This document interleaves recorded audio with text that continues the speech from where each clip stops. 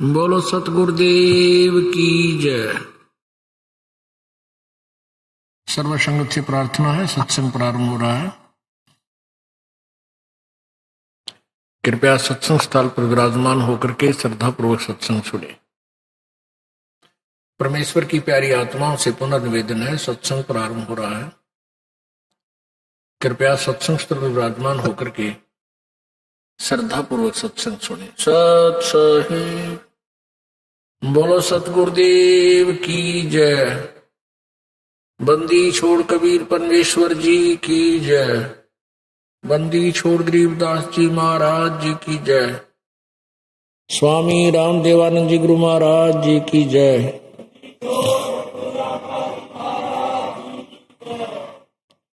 सर्व संतों की जय, सर्व भक्तों की जय, धर्मी पुरुषों की जय, श्री काशी धाम की जय, श्री छुडानी धाम की जय, श्री करोथा धाम की जय, श्री बरवाला धाम की जय।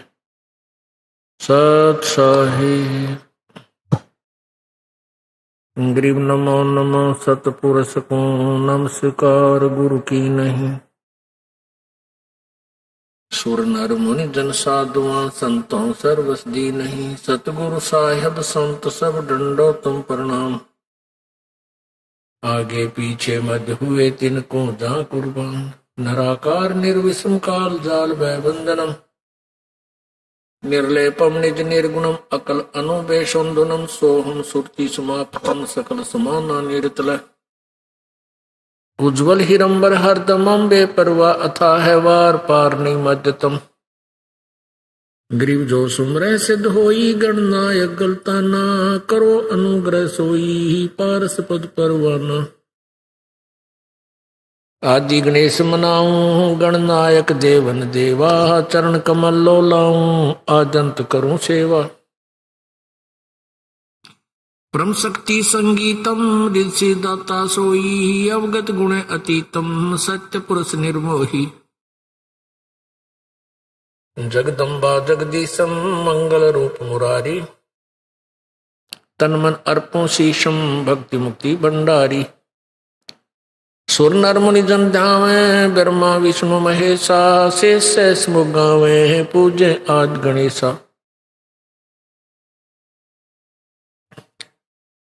इंद्र कुबेर सरीखा वरुण धर्म राय धावे। समृद्ध जीवन जी का मन इच्छा फल पावे। 33 कोटि आधारा ध्यावे शेष 88। उतरे बहु जल पारा कट है यम की फांसी। 33 कोटि आधारा ध्यावे शेष 88। उतरे बहु जल पारा कट है यम की फांसी। सत साहिब कर जोरूं विनती करूं धरूं चरण पर शीश। गुरु जी राम देवानंद जी महाराज ने दियो नाम बख्शीश। कोटि कोटि सिजदा करूं कोटि कोटि प्रणाम। चरण कमल में राखियो मैं बांधी जाम गुलाम। कुत्ता तेरे दरबार का मोतिया मेरा नाम। गले प्रेम की जेवड़ी जांखे तो वहां जाऊं मैं। तो करो तो बावड़ू दूर दूर करो तो जाऊं। जो राखो तो ही रहूं जो देवो सो खाऊं। जय इब कै सतगुरु मिले सब दुख आँखों रोए। चरणों ऊपर शीस धरूं कहूं जो कहनी होए। कबीर साईं मिलेंगे पूछेंगे कुशलात।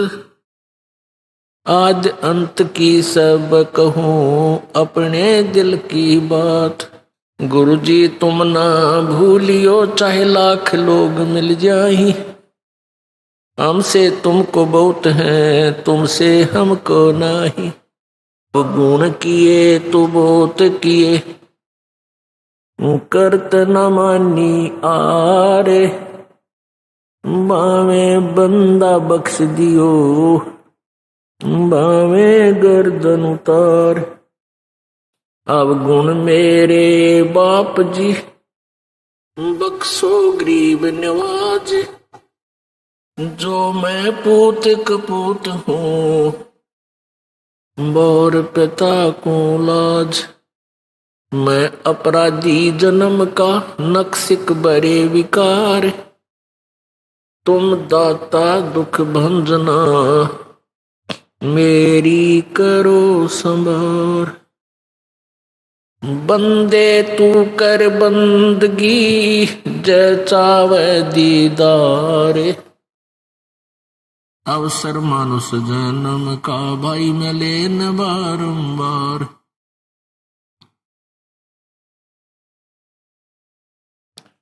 मानुष जन्म पाए, करे नहीं रटे हरि नाम, जैसे कुआ जल बिना, बनवाया क्या काम।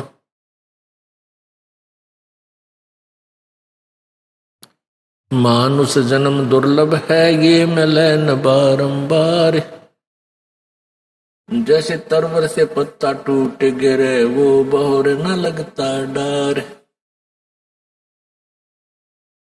साथी हमारे चले गए, साथी हमारे चले गए, हम भी चालन हारे।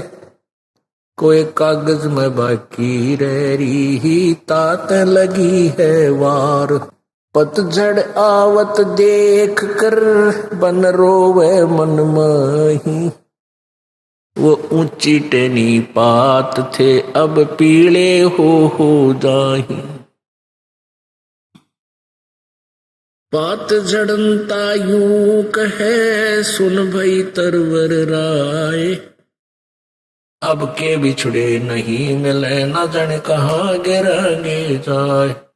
तरवर कहता पात से, सुनो पात एक बात,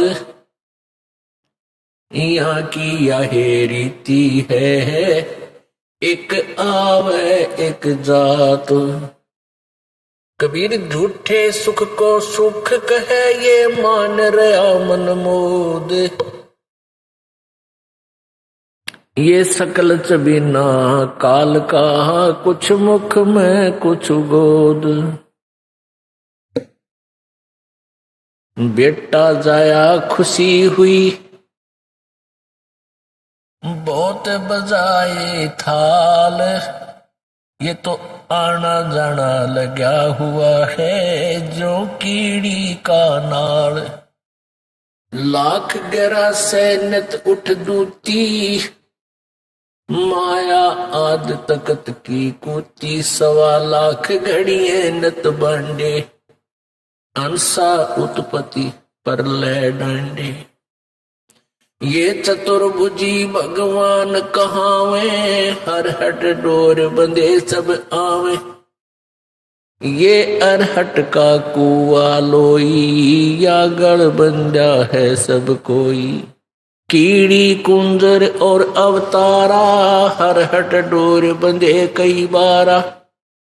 ये कोटिक करता फिरता देखा, हर हट डोर कहूं सुन लेखा। परम पिता परमात्मा पूर्ण ब्रह्म सारी सृष्टि के रचनहार कुल मालिक कबीर देव, कबीर साहब, अल्लाह अकबर, ये वही परमात्मा है जिसने सर्व ब्रह्मांडों की रचना की है, और जो हम सभी आत्माओं के एकमात्र मालिक हैं, पिता हैं।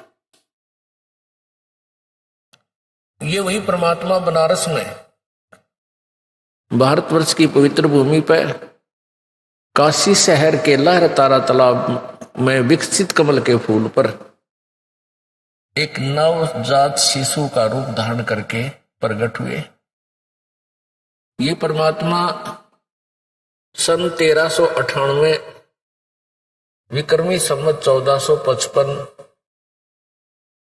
ज्येष्ठ सुदी पूर्णमासी को अपने निज धाम सतलोक रित धाम वहां से चलकर आए और बनारस में काशी में एक लहर तारा तालाब के अंदर विकसित कमल के फूल पर नवजात शिशु के रूप में प्रकट हुए। परमेश्वर ने अपनी अमृतवाणी में अपने उस सूक्ष्म वेद में हमें ये ज्ञान दिया है कि तुम यहाँ के निवासी नहीं हो, तुम गलत स्थान पर आकर के फंस बैठे हो। और काल भगवान ने, इस ब्रह्म भगवान ने आपको यथार्थ ज्ञान से वंचित रखा हुआ है। ना किसी विद्वान को पता, ना मैं ऋषि को ज्ञान कि ये अभी तक ये आत्म ज्ञान से भी क्लियर कंसेप्ट क्लियर नहीं कर पाए हैं, आत्म ज्ञान के ऊपर ही उलझे हुए। आत्म ज्ञान क्या होता है? आत्म ज्ञान है अपने विषय में जानकारी। भाई मैं कौन हूं, कहां से आया हूं और यहां मेरा क्या उद्देश्य है, इस गहराई तक भी नहीं पहुंच पाते हैं। जैसे अब आप मनुष्य शरीर में जन्मे हो, इसमें कितनी आपदाओं को आप झेलते हुए अपने जीवन रूपी सफर में यात्रा कर रहे हो। जब तक इस प्राणी के पुण्य चलते हैं, प्रारब्ध में जो लिखे हुए पुण्य चलते हैं, तब तक तो ये प्राणी बहुत सुखी नजर आता है। किसी के पास उच्च पोस्ट होती है क्योंकि वो पिछला पुण्यकर्मी प्राणी है, बहुत अच्छे संस्कार हैं उसके, वो पिछले जन्मों में की हुई बैटरी चार्ज आज बगैर चार्जर के भी वो काम कर रही है, क्योंकि वो पहले संग्रह कर चुकी है एनर्जी। उसके आधार से वो प्राणी वो बहुत सुखी भी है, अच्छी पोस्ट है या कोई अच्छी फैक्ट्री लगा रखी है, बच्चे भी नेक हैं, अच्छे एजुकेटेड हो गए, बढ़िया पोस्ट प्राप्त होगी, उनकी शादी भी, जैसे हम जिनको उच्च घर मानते हैं माया के धनवंतों को, उनमें अच्छे घरों में उनकी शादी भी होगी, ब्याह हो गया। ये उन सभी बच्चों के पूर्व जन्म के पुण्य हैं और उस प्राणी के जिसके वो बच्चे हैं।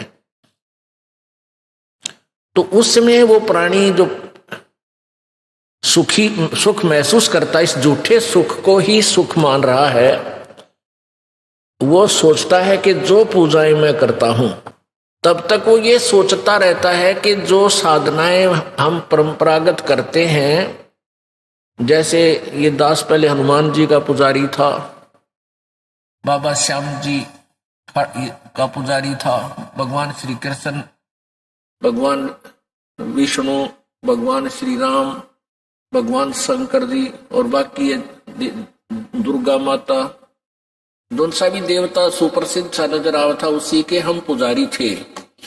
और कोई भी घर में सुख होता था, संतान उत्पत्ति है, फिर नौकरी प्राप्ति, दो पैसे, कोई मकान प्लाट बनाना, तो ये सब सुविधाएं हमें मिली, तो ये सोचा करते कि हमारे जो ये भगवान हैं, हम इनकी जो पूजा करते हैं, इससे हमें ये लाभ दे रहे हैं।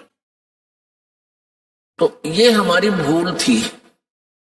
तत्व ज्ञान के बिना, तत्व ज्ञानहीनता के कारण हम ऐसे विचार रखते थे। और फिर साथ में ये भी कहते थे, कोई व्यक्ति दुखी दिखाई देता था, आम व्यक्ति कहता था भाई तेरे कोई पिछले जन्म में तूने पाप कर रखे,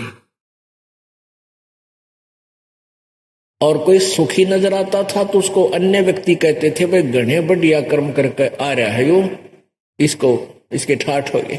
यानी वो पिछले जन्म पुण्य के पुण्य और पाप आज वो अपना रंग दिखा रहे हैं।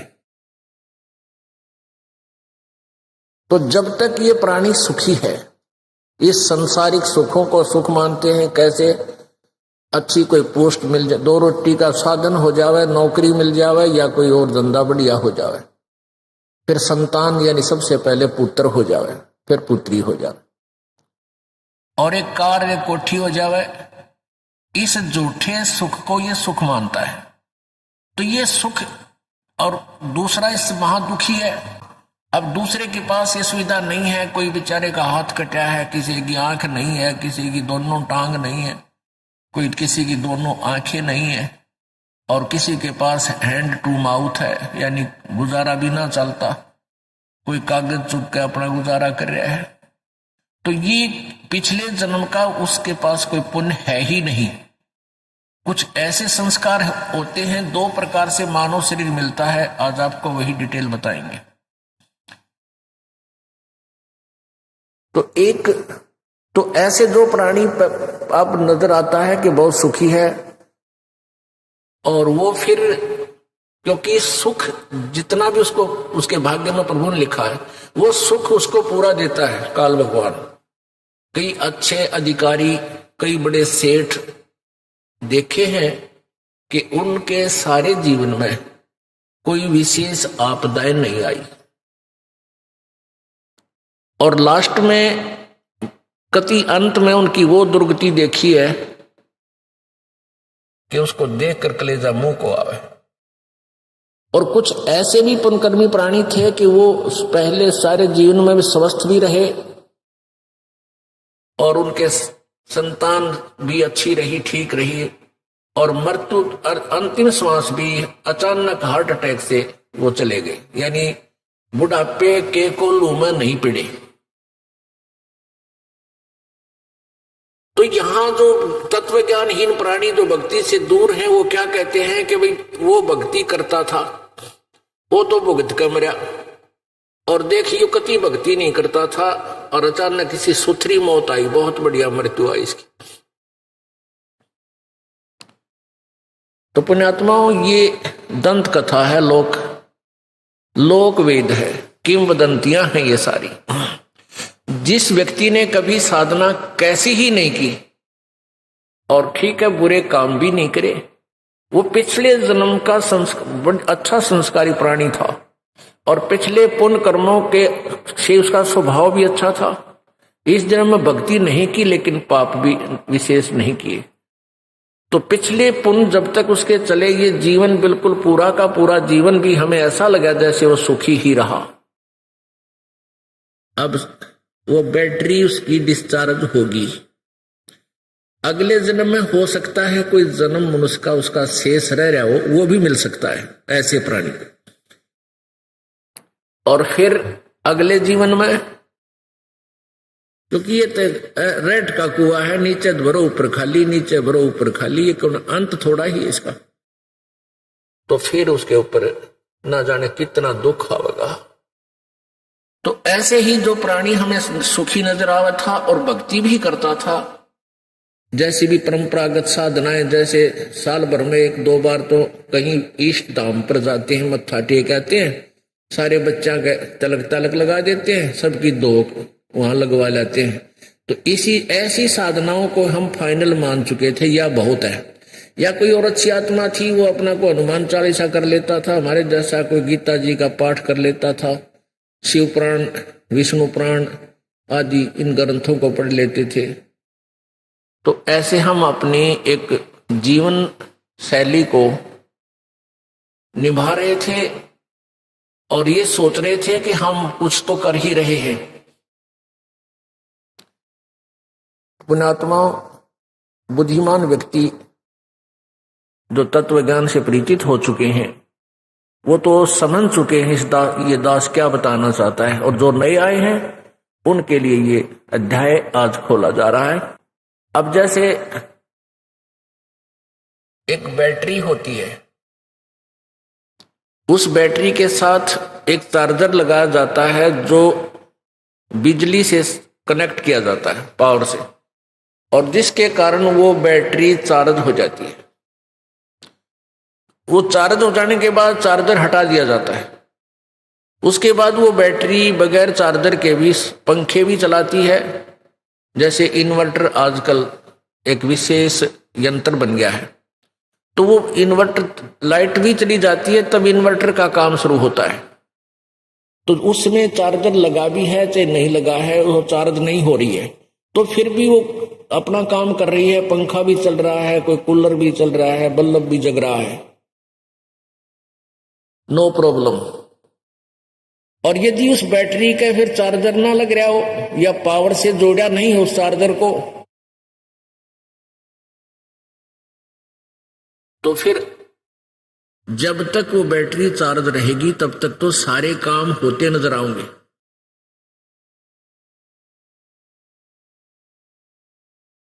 और जिस समय वो बैटरी डिस्चार्ज हो जाएगी एकदम, वो सारी सुविधाएं समाप्त हो जाएंगी। ना बल्ब जले, ना ट्यूब जले, ना पंखा चले, और ना ही कोई कूलर काम करे।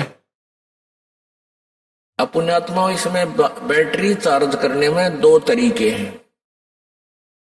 एक तो चार्जर लगा रखा है, लेकिन वो चार्जर लगा रखा है उस पॉइंट में लाइट नहीं है, वो पॉइंट पीछे से कनेक्टेड नहीं है, और लगाने वाले ने ये सोच रखा है कि मैंने चार्जर ला रखा है या बैटरी चार्ज हो रही है।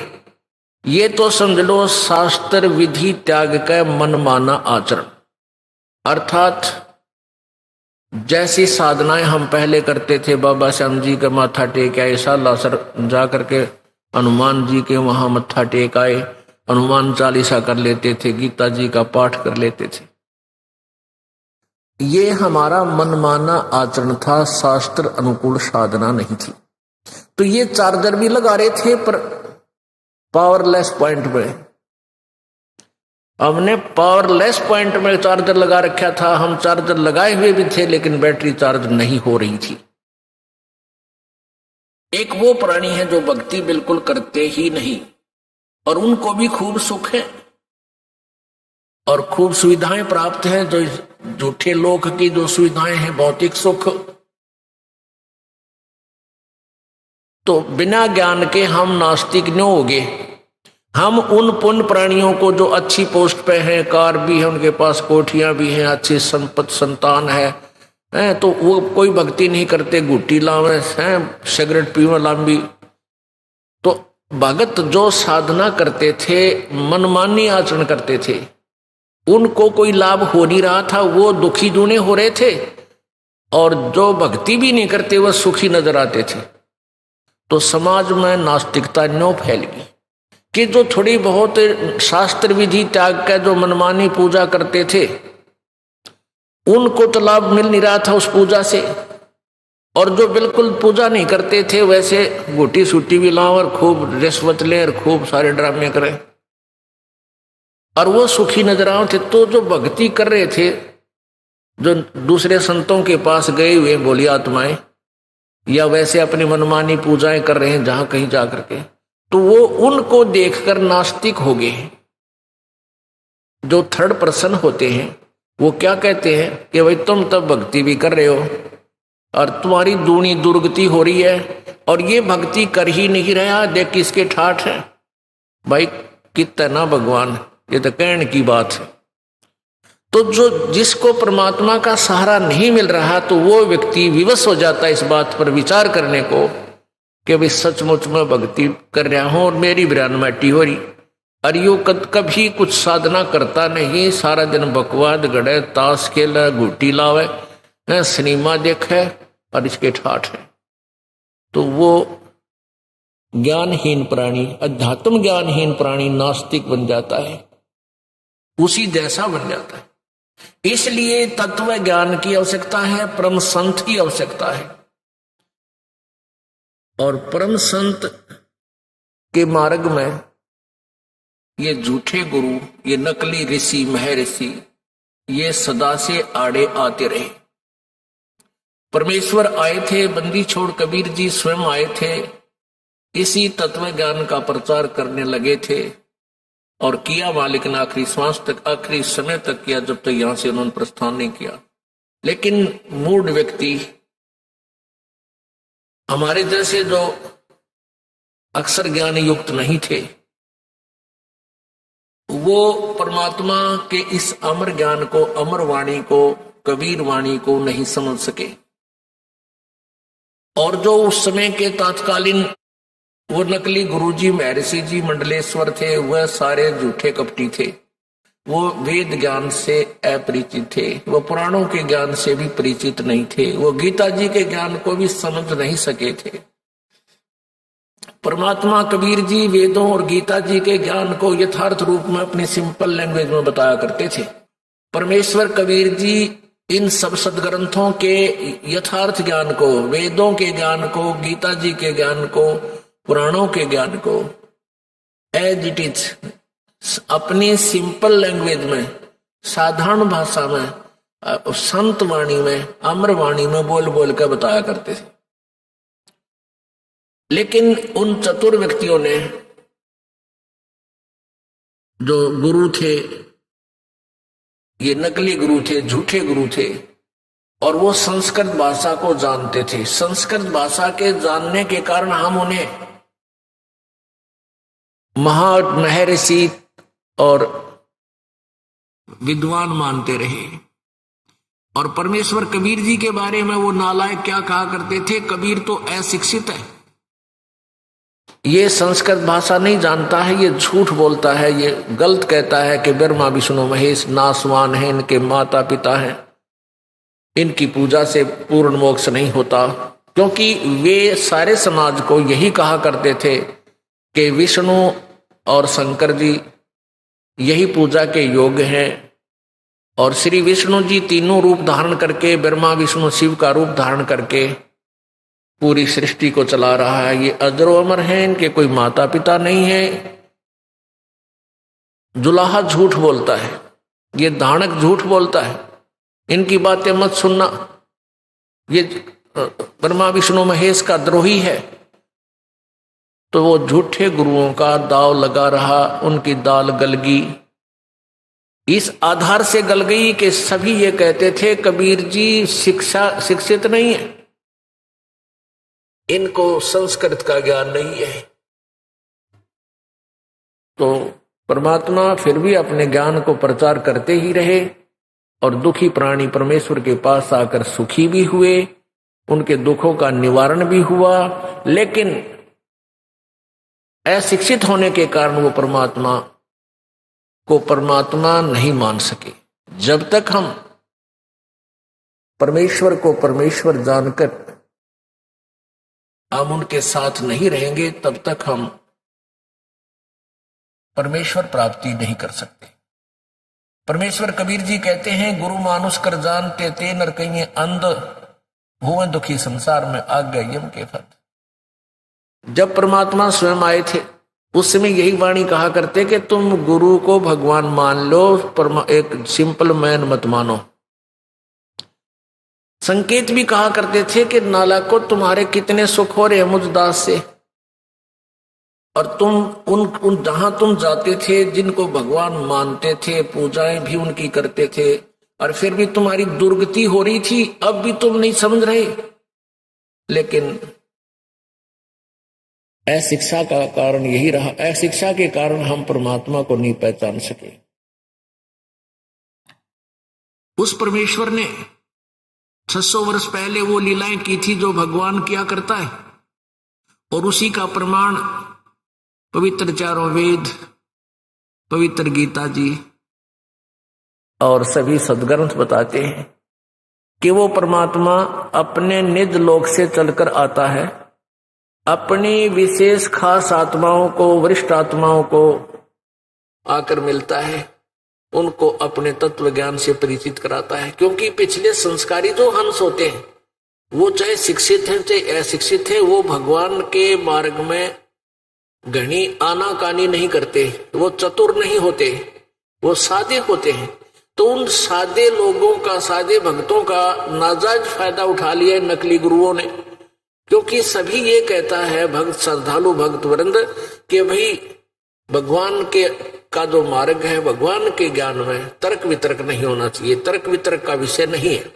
जबकि कबीर जी ये कहते हैं कि भगवान का मार्ग तर्क वितर्क का विषय है। जब तक आप तर्क वितर्क नहीं करोगे आप भगत 7 जन्म नहीं बन सकते, क्योंकि अज्ञान से परिपूर्ण हो चुके हो आप, और तर्क वितर्क से वो ज्ञान निखरेगा, सच्चाई सामने आवेगी। तो हम जितना भी ज्ञान आज तक स्वीकार किए हुए थे, सुने हुए थे, वो सारा ही विपरीत था। तो जिस कारण से हम अपने लोक नहीं जा सके जहां हम सदा सुखी रहते। परमात्मा कबीर जी वो लीला 600 वर्ष पहले इसलिए करके गए थे कि आने वाले समय में जब ये शिक्षित कलयुग के अंदर जो शिक्षा का एक विशेष दौर चलेगा, वो पिछली पीढ़ी होगी। पुण्यात्मा, शिक्षा का बहुत बड़ा अवगुण है। शिक्षा का सबसे बड़ा अवगुण है कि ये प्राणी चतुर बन गया,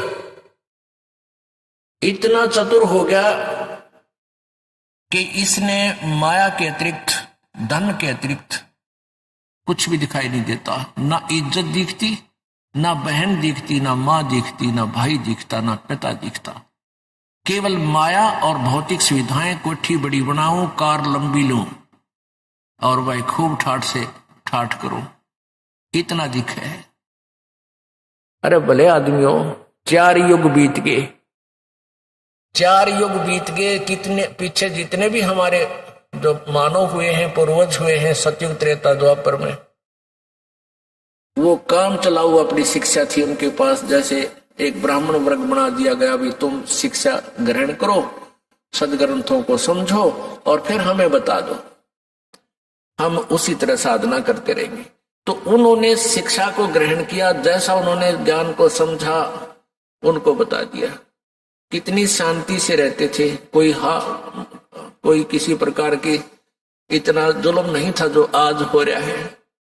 सबसे पहले निर्लज हुए, दूसरे बाद हम निर्दयी हो गए।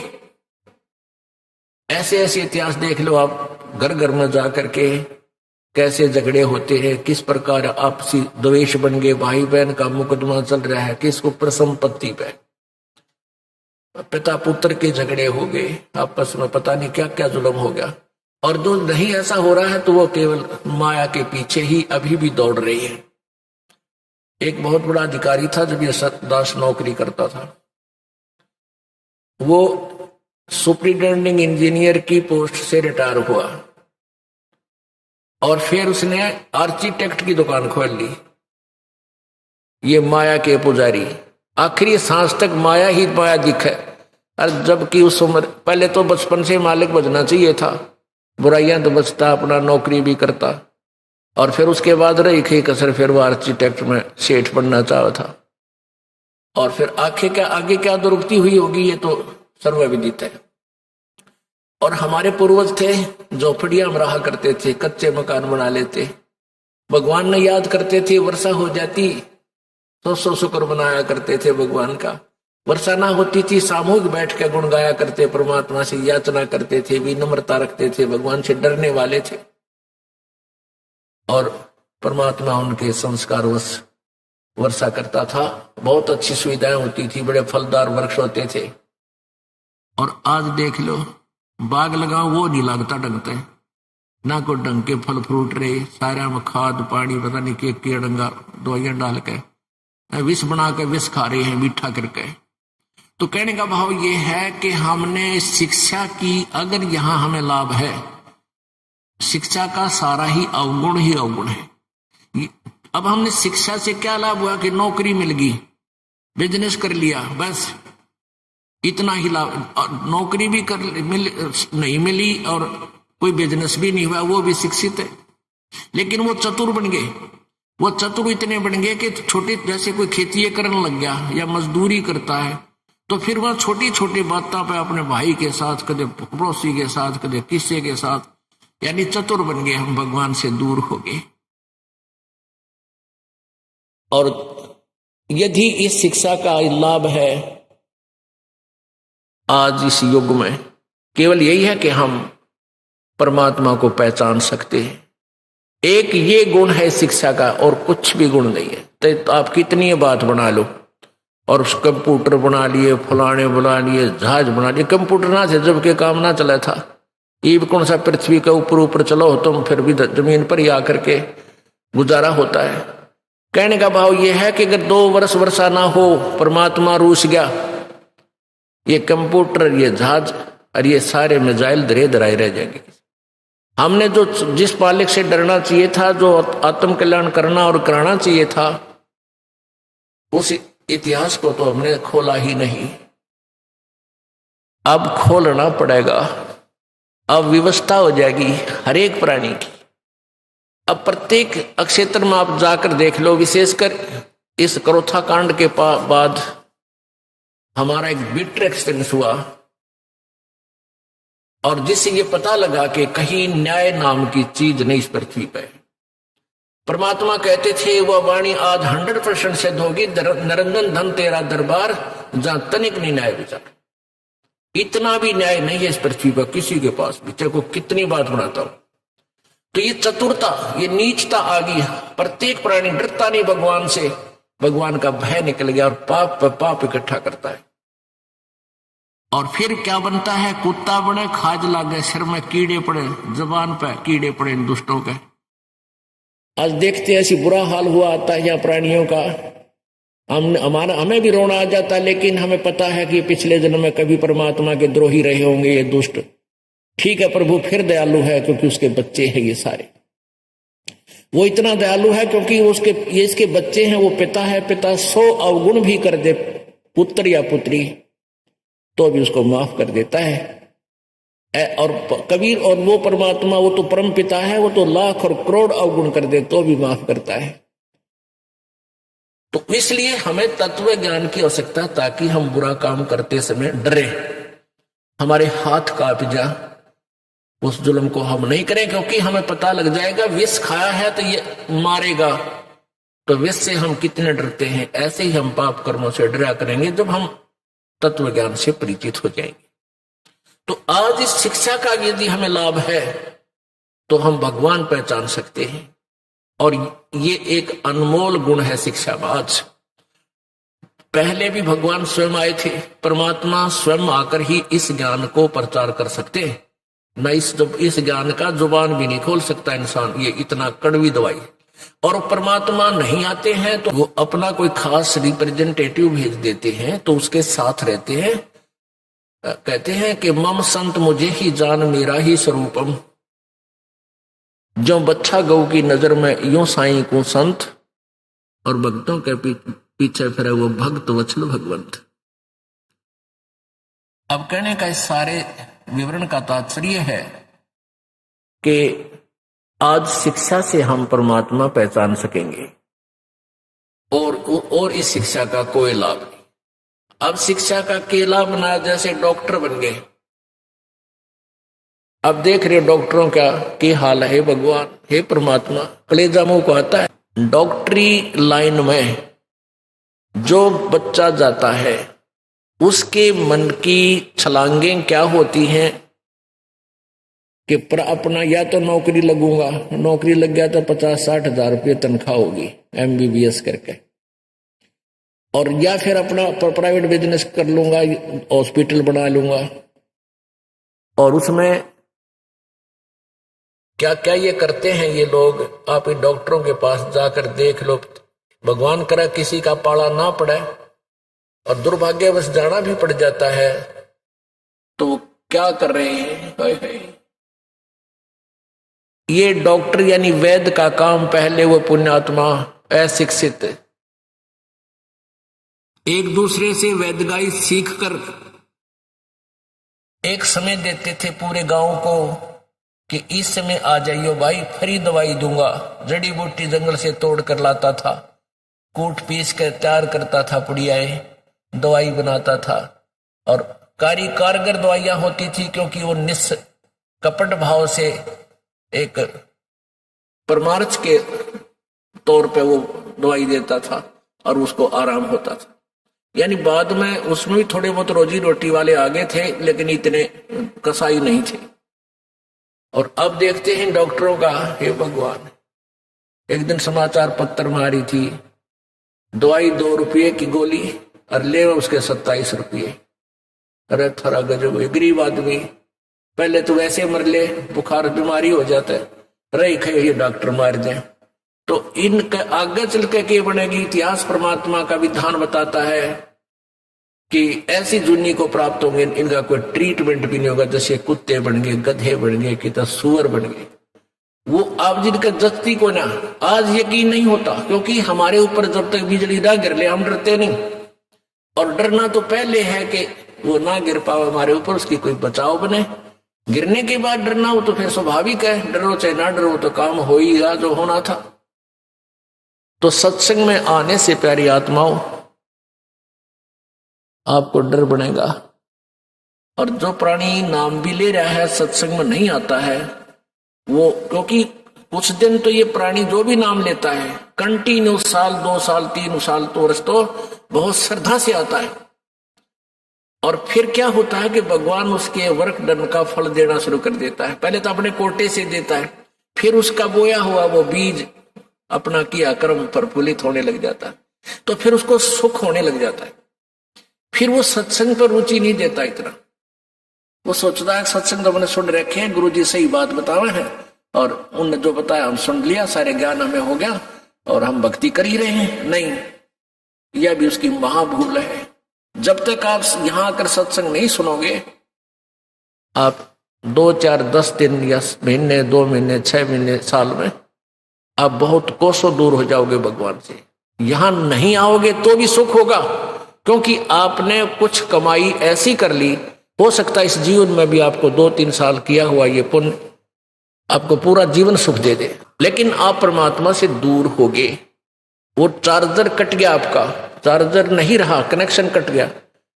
और आप समझ रहे हो मैंने चार्जर लगा ही रखा है, लेकिन पीछे से आपकी करतूतों से कनेक्शन कट गया, पावर को नहीं, उस पावर प्लग में जिसमें आप चार्जर लगाए बैठे हो। अर्थात आप समझते हो कि हमने नाम ले ही रखा है, हमें सुख भी हो रहे हैं, भगवान पूरा सहारा दे रहा है, और पहले हम दुखी थे। तो इसलिए सत्संग में आने से आपको लाभ मिलेगा। ये मन बहुत बदमाश है, ये दुबक जाता है कुछ दिन, ये चुप बैठ जाता है, और जब आता है समय उसी समय इसको फिर परेशान कर जाता। आज का जो प्रसंग है हम ये बताना चाहते थे आपको, मानुष जन्म दुर्लभ है भाई मिले बारंबार, जैसे तरवर से पत्ता टूट गिरे वो बोर न लगे डारे। इन बातों को बहुत गहराई से सोचा करो, ये बातें कहीं सुन की नहीं है भाई, कर पाड़न की। परमात्मा स्वयं आए, उनका क्या उद्देश्य था इस गंदे लोक मारने का, कबीर जी का। और परमेश्वर ने यही कड़वी दवाई, यानी ये मेडिसिन तत्व ज्ञान वाली परमात्मा ने उस समय समाज को देना चाहा था, लेकिन इन नकली संतों ने समाज के अंदर ये ज्ञान, ये कड़वी दवाई यानी रोगनाशक औषधि प्रवेश नहीं होने दी। और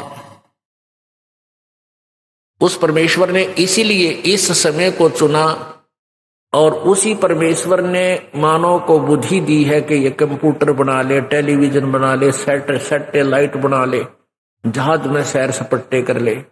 ना वो ये मनुष्य थे पहले वाले के, मनुष्य का आंख ना थी, का हाथ नहीं थे, या कोई उनका कोई अंग कम था जो आप व्रत कलयुग वालों का ज्यादा लगा है। नहीं, ये कलयुग पहले निर्धारित था और ऋषियों ने बता रखा था कि इसमें मशीनरी युग होगा।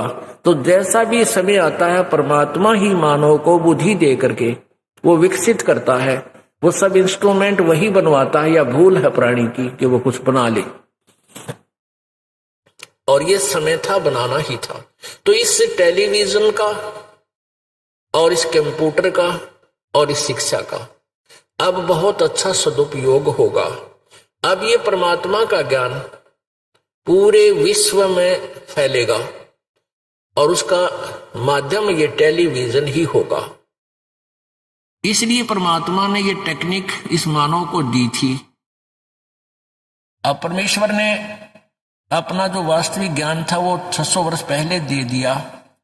जब परमेश्वर यहां आए थे 600 वर्ष पहले, तो एक दिन में वो हजारों जगह प्रकट हो जाते थे, हजारों जगह प्रकट हो जाते थे और वहां जा जाके अपना ज्ञान प्रचार करते थे। वो ईश्वरीय शक्ति थी।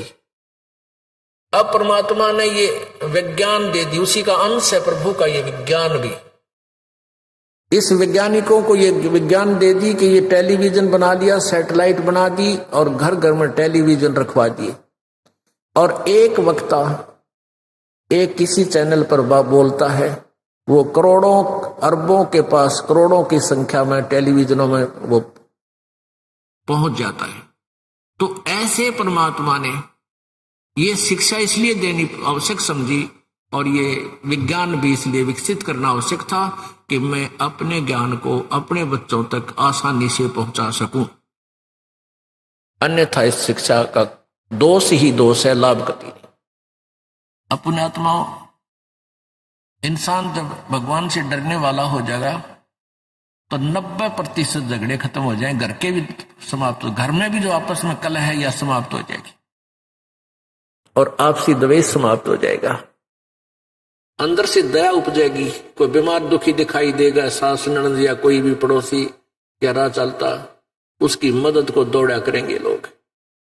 और अब एक्सीडेंट हो जाता है, आदमी मरा पड़ा, मरने को हो रहा है और साथ में नो ची ची भागे जा रहे हैं, नो देख ले एक्सीडेंट हो गया, एक्सीडेंट हो गया, चल चल चल जल्दी कर वहां पहुंचना। और पहले टूट कर पड़ जाया करते थे। तो ऐसे एक भक्त बता रहा था कि मेरा शाम में एक्सीडेंट हुआ और सुबह तक मैं भुगत रहा, तड़फ रहा, कोई निकट नहीं आया। सूर्य उदय हुआ, जब घर वालों को पता चला भी नहीं आया, ढूंढते ढूंढते ऐसे वहां पहुंचे जब मुझे उठा के लाए। बस एक आध सांस ही रह रहा था, मेडिकल तक पहुंचा ही। तो पुण्यात्मा हम निर्दयी हो गए, डर रहा नहीं भगवान का। दया धर्म का मूल है, पाप मूल अभिमान, और तुलसी दया ना छोड़ियो जब लग घट में प्राण। अब परमात्मा क्या बताते हैं कि मानुष जन्म दुर्लभ है, ये मिला न बारंबार। जैसे तरवर से पत्ता टूट गया वो बाहर नहीं लगता डार। आप अपने परिवार में रह रहे हो, बेटा बेटी, कार कोठी, पति पत्नी, माता पिता, रिश्तेदारी, कोई मित्र दोस्त सहेली, आपका कितना अच्छा दिल लग रहा है, आप बहुत अपने आप को आनंदित मान रहे हो, और अचानक कोई रोग हो जाता है, जानलेवा कैंसर। और कैंसर होगी, 1 2 4 हॉस्पिटलों में भी ट्रीटमेंट हो चुका, कोई राहत नहीं। तो फिर क्या सोचता है कि मेरा ही समय निकट आ गया। और घर वालों को पता है कि कुछ दिन का मेहमान है। उस अतिथि में सोचे अपने आप को, आपको उस अतिथि में ले जाकर सोचो कि ये अतिथि किसी के साथ भी हो सकती है। अपने परमात्मा में रुचि बनाने के लिए हमने इन फॉर्मूलों का प्रयोग करना पड़ेगा। वैसे नहीं बात बना करती, ये ज्ञान वैसे नहीं दिया जा रहा। प्रभु का यहाँ आने का उद्देश्य यही था कि मैं ज्ञान प्रचार करूं। ना उनको क्या आवश्यकता थी आने की, एक खड्डी में बैठ कर कपड़ा बुनने की, एक झोपड़ी में निवास करने की, जो सारी सृष्टि का मालिक है।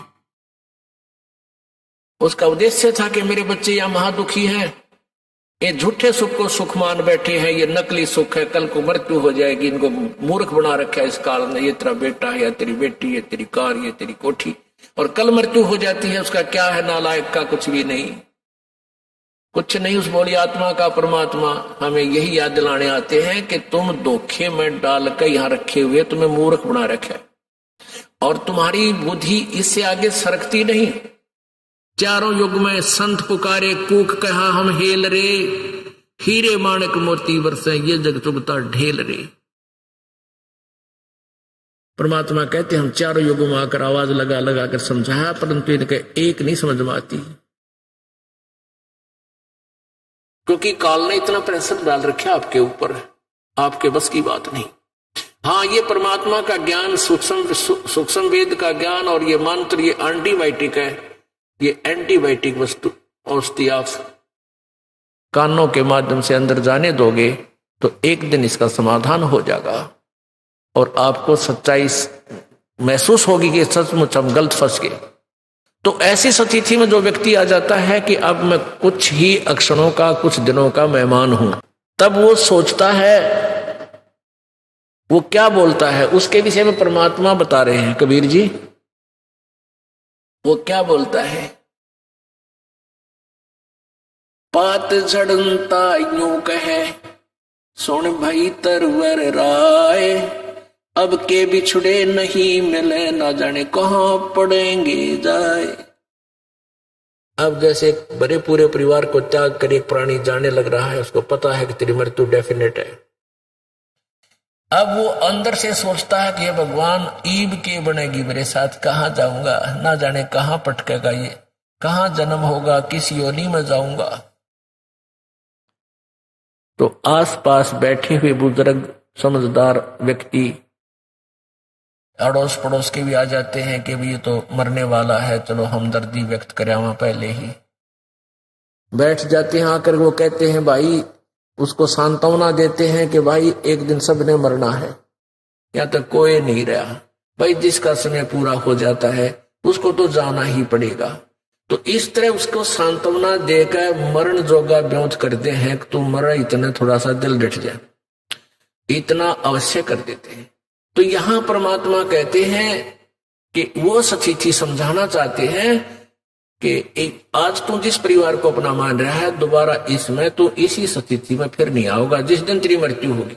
हाँ, अब रहते रहते सब कुछ कर, आप भी मालिक ने याद कर, अपने बच्चे भाई बहन बेटियों को, माता और पिता को भी मालिक के चरणों में लगा। ये तरफ प्रथम करते हुए, जैसा हम बच्चों को पालना प्रथम करते हुए समझते थे, उससे भी प्रथम करते हुए हमारा, जिसको ज्ञान समझ में आ गया, पिता को ज्ञान समझ में आ जाता है तो पूरे परिवार को समझावे। यदि पुत्र को ज्ञान समझ में आ जाता है तो पूरे परिवार को, माता और पिता से भी रह रह कर जिक्र करे मालिक का, समझाओ, उनको पता चला, ज्ञान दे के कल को बहुत दुरुक्ति होगी आपकी। ये हमारा प्रथम कर्तव्य है। और सेकंड कर्तव्य तो है ये, तो अपने बच्चों की परवरिश करना, इसमें तो दो राय है नहीं करेंगे फिर हम पेट कैसे भरेगा। तो हमारा एक वो है परमात्मा का दिया हुआ एक व्यवस्था है, इसमें तो हम करेंगे। और कुछ ऐसा भी है कि जिसके माता पिता बचपन से ही मर जाते हैं, दोनों ही मर जाते हैं, वो बालक भी अपने संस्कारवश बड़े भी होते हैं और वो अपना पूरा उनसे भी अच्छी तरह सेट होते हैं जिनके माता पिता जीवित हैं। इस दास के साथ खूब बीती ऐसी बातें। एक रिश्तेदार हमारा निकट का, और वो छोटे छोटे बालक, उसकी मृत्यु होगी, और वो आखिरी सांस यही कह रहा था, मेरे बालकों का क्या होगा, मेरे बच्चों का क्या होगा। आज वो बालक जो दूसरे भाई जीवित हैं उनसे ज्यादा सुखी है वो, उसके बच्चे, उससे अच्छा व्यवसाय है वो। तो ये जो हम अपना प्रथम कर्तव्य मान रहे थे, ये भी गॉड गिवन है, प्रभु दत्त है, पूर्व संस्कार में निर्धारित है।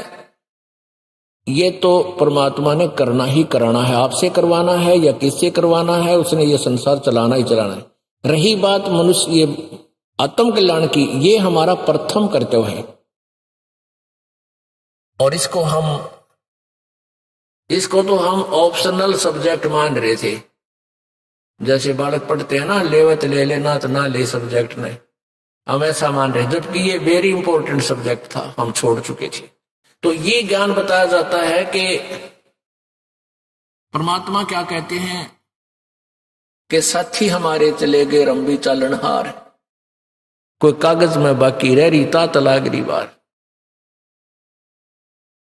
पतझड़ आवत देखकर बन रोवे मनमाही, ये ऊंची टहनी पात थे अब पीले हो जाए। अब बसंत ऋतु के अंदर